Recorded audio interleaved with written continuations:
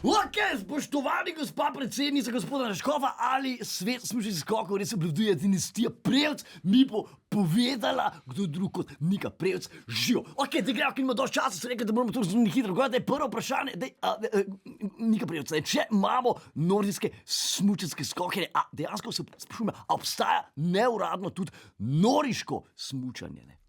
Ok, ja, glej, se strinjam, ampak glej, biatlon brez smuči, ampak se bo spuškal. A je to dejansko disciplina, ki lahko rečemo, da je to noriško smučanje, ne? Ja, se strinjam, ampak pazi, noriška kombinacija, ne? Skočiš v zraku, strelaš, prestaneš, lavoš, ne? A ima dejansko noriško smučanje prihodnost za, recimo, za olimpijsko disciplino? Ker pazi, Janez Janša gre za dejansko odličnega stratega, ampak bi bil dober letalec.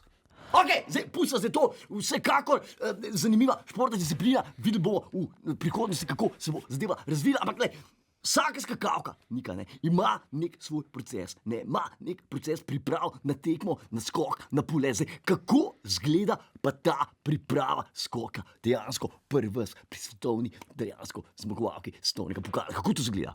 Kaj me zanima, a meditirate? A se ogrevate?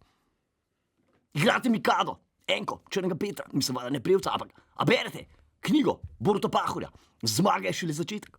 Kva pa recimo, ok, gled, se strinjam, v redu, zelo zanimivo, ampak ne, pazi, kva pa psihološka strategija, ne? Kako se osredotočite na svoj nastop, to me zanima, ne? Kako krmarite, bom rekel, med treningom in počitkom, ne? A recimo, ok, ja, ampak a ohranite optimalno fizično, psihično pripravljenost v celotni tekmovalni sezono? Koliko na dan spite, no? A spite na boku? Na levem, na desnem, na hrbtu, na tribuhu. Ok, a te recimo, doskrat nam je bilo dejansko rečeno, da nas mora skrbeti menjava vzorcev tkiva, ne? Ampak se lahko zamenja, recimo, če se zamenja vzorce tkiva, a se lahko zamenja, recimo, vzorc urina na doping kontroli, a vas to skrbi?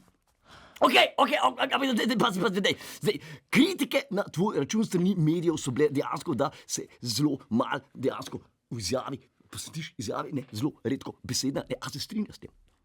Ker pazi, zakaj pa misliš, da ti pripisujejo redko besednost, ne, a gre za zlobne jezike, a gre za zaroto.